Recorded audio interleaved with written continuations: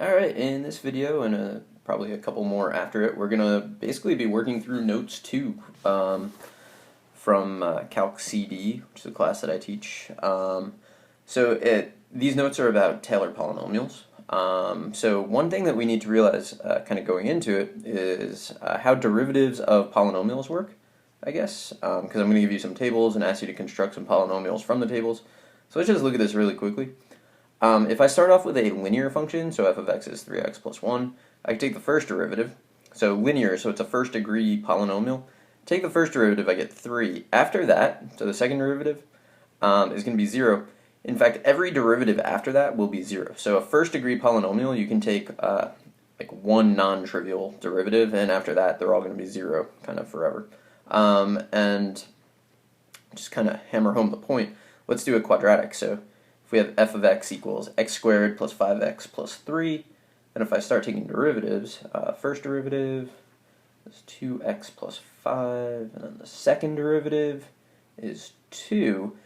So second degree polynomial, I take two derivatives, and I get, non-trivial things. For the third derivative, I'm going to get 0, and then in fact for every derivative after that, I'm going to keep getting 0. So that's going to be relevant on the problems that we're going to do like right now. So let's say, so this is page 2 of the notes. I want to construct a fifth degree polynomial p such that all of this stuff is true. So the nth derivatives at 0 are given in this table, which means that if you look at the table, the second derivative, so when n is 2, is equal to 5. The fourth derivative, when n is equal to 4, is 11. And then the fifth derivative is 13. I'm constructing a fifth degree polynomial, which means that every derivative after the fifth for this fifth degree polynomial will just be 0. So what I can actually do is I can say that the fifth derivative at 0 is actually the same as the fifth derivative. So the fifth derivative at 0 is the same as the fifth derivative anywhere. So actually, the fifth derivative of x is equal to 13 in this case. So everything, once I go beyond 6, will be equal to 0. So let's start building this. So the way I do this is I'm just going to integrate. So if I integrate the fifth derivative, I should get back to the fourth derivative, right? So I do the integral of the fifth derivative is the integral of 13, which is 13x plus c, but now I need to solve for c. Well, I go up to the table, I look at the table, and the fourth derivative evaluated at 0 is 11, which tells me that c is equal to 11. And I get that right from the table there. So now I'll work on the third derivative by integrating the fourth derivative, which is going to be the integral of what I just got, so 13x plus 11.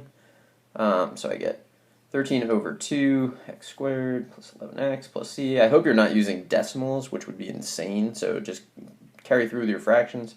I need to solve for c. I look at my table. I notice that the third derivative, when I plug in 0, should give me 7, which tells me that c is equal to 7. So from the table. And we just kind of keep walking through this. So now I'm going to integrate the third derivative to get to the second derivative. And as I do this, I'm showing less and less work. So here I'm doing something a little weird. You can see I wrote 13 over 2 times 3 instead of writing 13 over 6. The reason I did that is because I know where I'm going with this. So that 2 times 3 is important, and then 11 over 2, and then 7. And I need to solve for c again, but I know that when I plug 0 into the second derivative, the table tells me I should get 5, which means that c is 5. So let's do it again. So now I'm up to p prime. So I switched over to prime notation.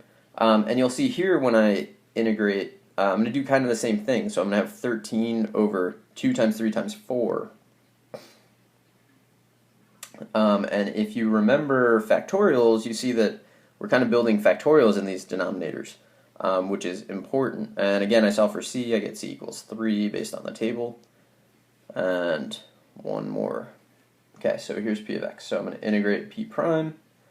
So here I need to integrate that. So instead of writing 13 over 2 times 3 times 4 times 5, I'm just going to write 13 over 5 factorial, x to the 5th, and then plus, for this one I'm going to write 11 over 4 factorial, x to the 4th.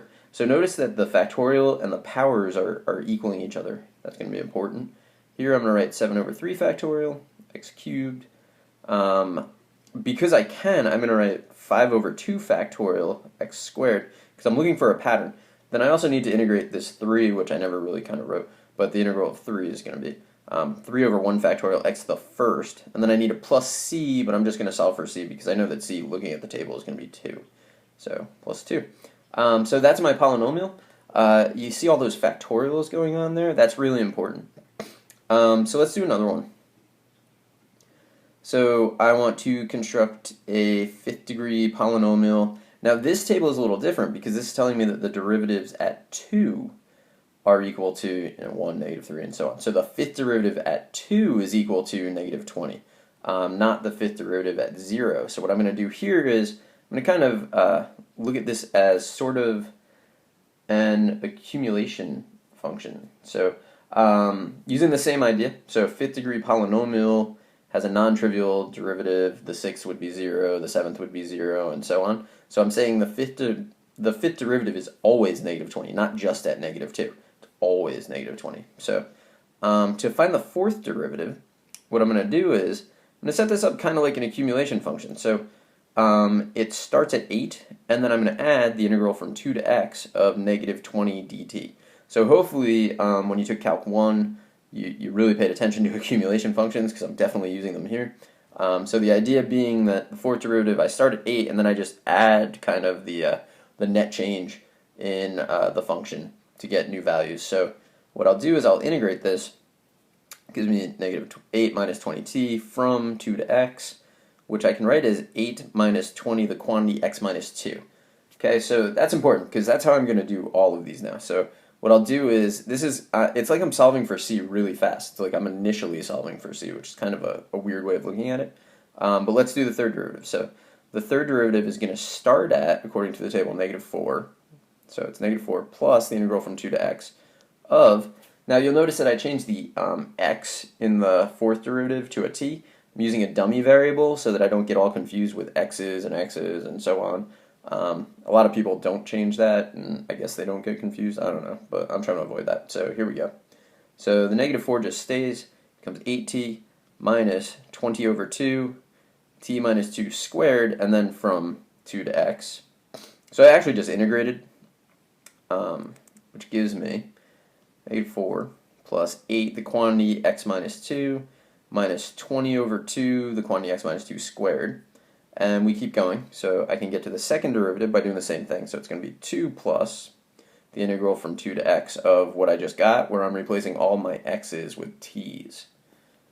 So hopefully you had like a strong Calc 1 class that kind of hammered home this whole switch your x's to t's so that you can do this. So let's integrate. And again, we want to start using factorials if we can. Because it's a really compact way of writing what we need to write. And if I evaluate this, I pick up quantity x minus 2's, and this works out. I mean, if you're not really following it, like, just do it the long way, and it'll take you a really long time, but you'll see that you're getting the same thing. I gotta bounce to a new page now, so I'm gonna copy that 2nd derivative and the table again. So I have this is what I had. So to get p prime, I'm gonna start at -3, integral from 2 to x, change everything to a t, and I'm using factorials here because it's nice and clean, and integrate. So this becomes 8 over 3 factorial, because it's 2 times 3 because I'm reversing the power rule. So, and then t minus 2 cubed minus 20 over, so 3 factorial times 4 is actually 4 factorial. So factorial, your ability to work with factorials is kind of important, I guess you might say, when you're dealing with these sorts of polynomials. Taylor polynomials is what these are ultimately going to be called. So let me evaluate this. And then I'm basically done with this problem. I just got to do one more integral, and it should get me up to this. So I got that. And here we go. So I have to start with 1 and then integrate across the board. But what I'm going to do is I'm just going to kind of follow the pattern. I know that that's going to pick up an x minus 2. I know this is going to be 2 over 2 factorial. So 1 times 2 is 2 factorial. minus 4 over 3 factorial, x minus 2 cubed, plus 8 over 4 factorial, x minus 2 to the 4th, minus 20 over 5 factorial, x minus 2 to the 5th, which kind of gives me everything that I need. So let me see. I have this. So what I'm doing now is I'm looking at the table. So I have in the table the 5th derivative at 2 is negative 20. And then if you look at the term here, I have negative 20 over 5 factorial, x minus 2 to the 5th. And then if you look at here, we have 4, 8, right? So the 4th derivative is 8. If you look at the term that has that there, so we have 8 over 4 factorial, x minus 2 to the 4th. And then I have 3 and negative 4, so it's going to be negative 4 over 3 factorial, x minus 2 cubed. I have 2 and 2, right? So I have 2 over 2 factorial, x minus 2 to the 2nd. I have 1 and negative 3, so it's going to be negative 3 over 1 factorial, which is just 1, x minus 2 to the 1st, so that fits the pattern. And then here's kind of the weirdest one. I have 0 and 1. That's 1 over 0 factorial, but 0 factorial is defined to be 1. And then x minus 2 to the 0, which is also 1, so this also works. So that's how you kind of start out with this. So that's page 2 of the notes. The notes are 13 pages. I don't know if I'm doing every example in them, but hopefully this was helpful, and we'll pick it up in the next video. Good luck.